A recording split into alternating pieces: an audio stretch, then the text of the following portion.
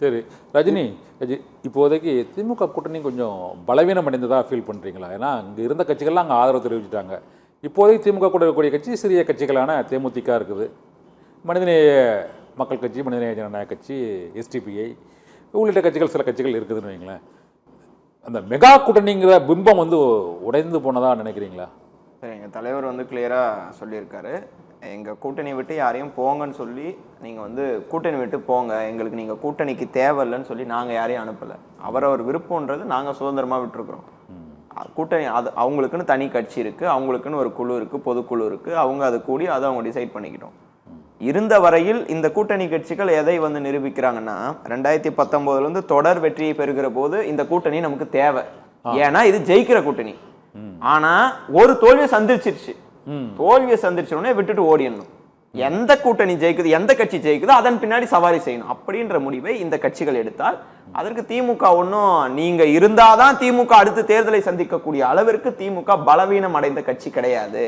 திமுக எல்லா இடத்துலையும் பூத் ஏஜென்ட்டா இருக்கட்டும், வந்து நிர்வாகிகளா இருக்கட்டும், இளைஞரணி நிர்வாகிகளா இருக்கட்டும், எல்லா நிர்வாகிகளையும் ஒரு ஸ்ட்ராங் பேஸை வச்சுட்டு இருக்க. ஒரே ஒரு எக்ஸாம்பிள் மட்டும் சொல்லிடுறேன். இந்திய யூனியன் முஸ்லீம் லீக்ல ஃபாரூக் பாஷான்னு ஒருத்தர் ஜெயிக்கிறாரு. இப்போ அவர் இந்திய யூனியன் முஸ்லீம் லீக் கட்சியினுடைய சட்டமன்ற உறுப்பினர். வாணியம்பாடியில 2016 அவர் நின்று தோக்குறாரு. தோத்துட்டு அன்னைக்கு போனவர் 10 வருஷம் கழிச்சு இன்னைக்கு தான் வராரு. 2026 அவர் வந்து நிக்கிறார். அவருடைய மனைவி ஆல்ரெடி கவுன்சிலரா இருக்காங்க. அவங்க அந்த வார்டுக்குள்ள போறப்போ அந்த வார்டு மக்கள் வந்து அவங்கள நீங்க உள்ள வராதீங்கன்னு தடுக்கிறாங்க ஒரு 4 மாசத்துக்கு முன்னாடி. ஏன்னா அவங்க அந்த வார்டுக்கு போய் எதுவுமே செய்யல. அப்படிப்பட்டவருடைய கணவர் எம்எல்ஏவா நிற்கிறார். அவருக்கு ஃபுல்லா அங்க வேலை செஞ்சு திமுகவுடைய தொண்டர்கள் முழுமையாக தங்களை அர்ப்பணித்துக் கொண்டு அவரை இன்றைக்கு வெற்றி பெற வைத்திருக்கிறார். அதுக்கு நன்றி தெரிவிக்கிறார். இப்போ இந்திய யூனியன் முஸ்லீம் லீக் கட்சி திமுக தயவால் அந்த சட்டமன்ற உறுப்பினரை வந்து வெற்றி பெற்றிருக்கா, இல்ல அவர்கள் தனியாக நின்று பெற்ற வாக்குகளா நாம் வந்து எடுத்துக்கொள்ளலாமா என்று கேட்டால், அப்படிப்பட்டதா ஒரு 10 வருஷம் தொகுதி பக்கமே வராத வேட்பாளர், அதாவது வராத ஒருவரை கூட சட்டமன்ற உறுப்பினர் வேட்பாளராக அறிவித்தவுடன் திமுகவுடைய உழைப்பை வந்து திமுக எதுவுமே எங்களுக்கு உழைக்கல அப்படின்னு சொல்லிட்டு எங்க உழைப்புல வெற்றி பெற்ற சட்டமன்ற உறுப்பினர்கள் அங்கே போய் வந்து கூட்டணிக்கு ஆதரவு தெரிவிக்கிறார்கள் என்று சொன்னால் அது மக்கள் பார்த்து கொண்டு இருக்கிறார்கள், யாருக்காக அவர்கள் வாக்களித்தார்கள். அதனால எங்க தலைவர் எல்லா இடத்துலயும் சொல்றாரு, இது திமுக தயவால் நடைபெறுகிற ஆட்சி தான். நீங்க ஒரு இப்ப காங்கிரஸ் வேட்பாளர் அங்க வந்து சட்டமன்ற உறுப்பினர் ஆயிருக்கான்னு வச்சுங்களேன், அவருக்கு வந்து விழுந்த வாக்குகள் என்னென்ன வாக்குகள்? தாவேகா வேண்டாம், அதிமுக வேண்டாம், தாவேகாவும் அதிமுகவும் வேண்டாம், திமுக கூட்டணி தான் வேணும்னு விழுந்த வாக்குகளால் இன்றைக்கு இந்த அரசாங்கம் நடைபெற்று கொண்டு இருக்கிறது. இதுதான் நாங்க சொல்றோம். அன்றைக்கு கவர்னர் ஆட்சி வரப்போகுது அப்படின்றதுக்காக போய் ஆதரவு அளித்தார்கள். சொல்ல போனா எங்க தலைவரே கூட கவர்னர் ஆட்சி வரக்கூடாது என்று விரும்பினார், அதற்காக போய் ஆதரவு அளித்தார்கள். ஆனால் இன்றைக்கு ஆதரவு அளித்து விட்டு இன்றைக்கு நாங்கள் கூட்டணியாக போய் சேருகிறோம் என்ற பட்சத்தில் திமுக யாரையும் வந்து நீங்க இருந்தாதான் எங்க கூட்டணி, திமுக நீங்க தேவை, உங்களாலதான் திமுக கூட்டணி யாரும் கிடையாது. கடுமையா அதாவது திமுக கூட்டணியில இருந்தா இவங்க ஜெயிச்சிருக்காங்க. விடுதலை சிறுத்தைகளோ இடதுசாரிகளோ காங்கிரஸோ, காங்கிரஸ் முதல் நாளே மறுநாளே போயிட்டாங்கன்னு வைங்களேன். மற்ற கட்சிகளை இவங்க ஏன் போகக்கூடாதுன்னு ஏன் சொல்லலை? புரியல. அதுக்கு அவங்க சொல்ற காரணம், இவங்க அந்த தமிழக வெற்றிக்கழக கூட்டணிக்கு ஆதரவு அளிக்கக்கூடாது அப்படிங்கிற ஒரு அறிக்கையை இந்த கூட்டணியிலிருந்து ஏன் திட்டவட்டமாக அறிவிக்கல, அதனால நாங்கள் போய் ஆதரவு தெரிவிச்சோன்னு இப்போ போனவங்க சொல்கிறாங்க. திராவிட முன்னேற்ற கழகத்துக்கு நான் தான் உங்களுக்கு அதாவது இதுக்கு முன்னாடியே சொல்லிட்டேன். அது சொல்லாத காரணம் அந்த திமுக அதிமுக கூட்டணி எடப்பாடியை முதலமைச்சர் ஆக்குவதற்கு பாஜக தேவையான முயற்சி மேற்கொண்டாங்க. நீங்க பேசுறதுக்கு வாய்ப்பு அமைஞ்சு போச்சு. நீங்களும் தயவுசெய்து சொல்றவங்க கிட்ட கேட்டு சொல்லுங்க, முயற்சி எங்க நடந்தது, எங்க நடந்தது? நீங்க போய் எல்லா கட்சி அலுவலகத்துக்கும் போய் பொக்கையை கொடுத்துட்டு அவங்க கிட்ட ஆதரவுக்கு போய் கையேந்தி நின்றதை தமிழ்நாடே பார்த்துச்சு. அந்த மாதிரி நாங்க எங்கேயாவது போய் அதிமுக அதாவது வந்து வாசல்ல போயிட்டு சார் நீங்க தான் முதல்வர் ஆகணும்னு சொல்லி திமுக கேட்டுச்சா, இல்ல வந்து அதிமுகவை சேர்ந்தவர்கள் திமுக அலுவலகத்திற்கு வந்து எப்படியாவது நம்ம ஆட்சி அமைச்சலான்னு கேட்டாங்களா?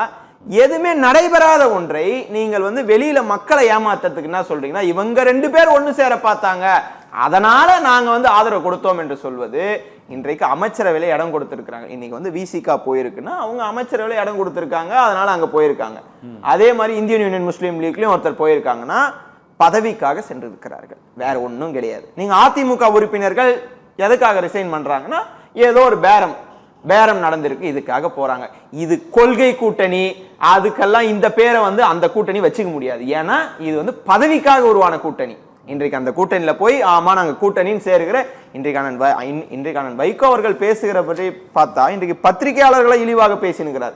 திமுக கூட்டணி இருக்கிற வரையும் ஒழுங்கா இருந்தார், எல்லாம் அமைதியா பேசுவாரு எல்லா இடத்துலயும். அந்த கூட்டணிக்கு எப்ப போனாரு இன்னைக்கு பத்திரிகையாளர்களை இழிவா பேச ஆரம்பிச்சிட்டாரு. ஏன்னா அவருக்கு பதில் சொல்ல இல்லை.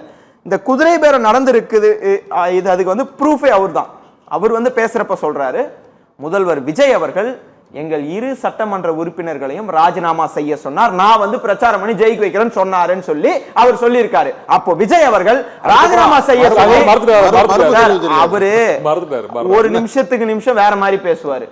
அவருடைய ஒரு ஸ்டேட்மெண்ட் அவர் தான் கிளியரா சொல்லியிருக்காரு. அடுத்த நாளே ஐயோ நம்ம ஃப்ளோன்னு நினைச்சு பேசிட்டோம், மைண்ட் வாய்ஸ் நினைச்சு பேசிட்டோம்னு சொல்லி இன்றைக்கு மறுத்திருக்கலாம். ஆனால் சொன்னதுதான். அப்போ குதிரை பேரம் நடந்திருப்பதை ஒரு கட்சி தலைவர் வந்து ஒத்துக்கொண்டிருக்கிறார். இந்த குதிரை பேரம் நடத்தி தான் இந்த ஆட்சி நடக்க வேண்டும் என்று விஜய் அவர்கள் விரும்பினால் இதற்கு பேர் வந்து கல்லாப்பெட்டி கூட்டணி வந்து அவரு சொன்னாரு. இதுதான் உண்மையான கல்லாப்பெட்டி கூட்டணி. ஓகே, நம்ம திருவாரூர் காந்தி சார், அதாவது ஒரு மூத்த தலைவர், மதிமுகவின் மூத்த தலைவர் வைகோ, அதே மாதிரி இந்திய யூனியன் முஸ்லீம் லீக் கட்சியும் ஒரு கிட்டத்தட்ட ஒரு 1/2 நூற்றாண்டு காலமாக ஒரு கூட்டணியில் பேராசிரியர் காதர் முகிதீன், இவங்களை இருவருமே இப்போது கூட்டணிக்கு சென்ற பிறகு அவர்கள் கூறும் கருத்துக்கள், குற்றச்சாட்டுகள், விமர்சனங்கள் அது ஏற்புடையதா? அதாவது அரசியல் ரீதியாக உள்ள தேர்தல் நேரத்தில் நடக்குதுல்ல, அரசியல் தேர்தலுக்கு பிறகு இப்போ இல்லை தேர்தலுக்கு முன்பாக நடக்குதுல்ல கூட்டணி கட்சிகள், அதனுடைய மனக்கசப்பை வந்து எப்போ வெளிப்படுத்துறதுன்னு தெரியாமல் இருந்தாங்க அவங்கலாம். கூட்டணி பேசும்போது, கூட்டணி கட்சிகள்கிட்ட பேசும்போது, இப்போ திமுக வந்து தோல்வி முகத்துக்கு போனதுக்கு காரணமே இந்த கூட்டணி கட்சிகளை வந்து சரியான விஷயத்தில் அரவணைக்காததான். நம்ம எப்படி ஆட்சிக்கு வரணும்? ஒரே ஒரு தவறான கருத்து சொல்லிடுறார். தேர்தல் முடிவுகள் வந்துட்டு தேர்தல் முடிவு வந்து தெரிஞ்சுக்கணும்ல, இல்ல அதையும் தெரிஞ்சுக்கணும்ல, எதனால அந்த தோல்வி இன்னொரு கருத்து சொல்லிடுறாரு. அதனாலதான் இதை சொல்றது. அவர் என்ன சொல்றாருன்னா, இந்திய யூனியன் முஸ்லீம் லீக் கட்சியோட தேசிய தலைவர் பேராசிரியர் காதர் முகிதீன், இன்றும் நேற்றும் இன்றும் என்றும் திமுக தான்.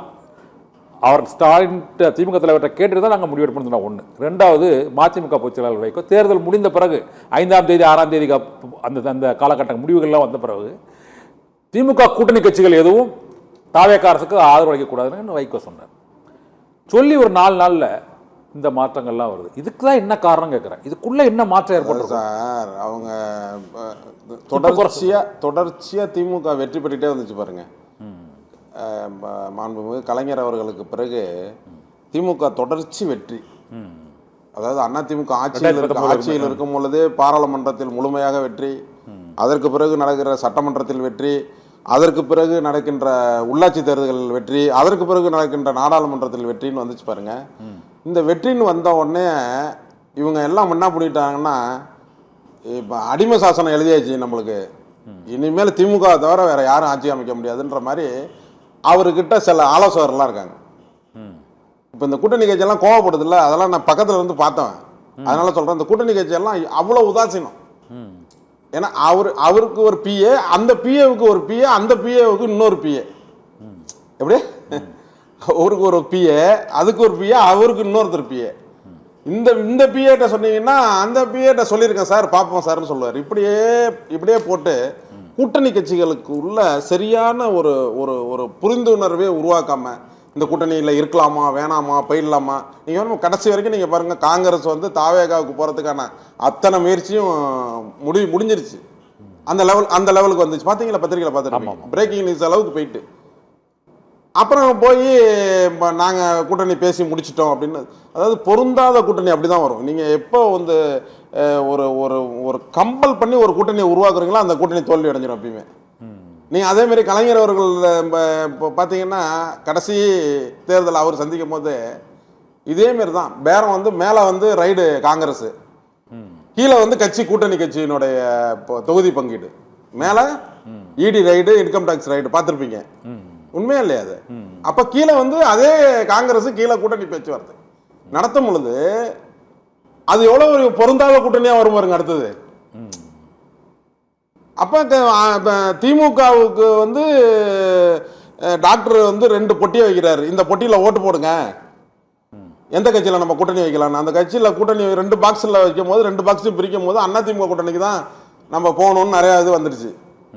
அப்போ பாடல் மக்கள் கட்சி உங்களுக்கு பார்த்துருப்பீங்க நீங்கள், பொட்டி வச்சு வச்சாங்க. அப்போ யாரோட கூட்டணி அமைச்சிருக்கணும் அவங்க? நிர்வாகிகளுடைய நீங்கள் ஏடிஎம்கே கூட வச்சிருக்கணும். ஏடிஎம்கே தான் வச்சிருக்கணும். அன்னைக்கு என்ன பண்ணார், திமுக வச்சார், பத்திரிகை வைக்க போனார், உடனே வச்சார். அப்போ நீங்கள் தொண்டர்கள் நினைக்காத முடியாதுன்னு சொல்கிற ஒரு கூட்டணியோட நீங்கள் வச்சிங்கன்னா தோல்வி தான்.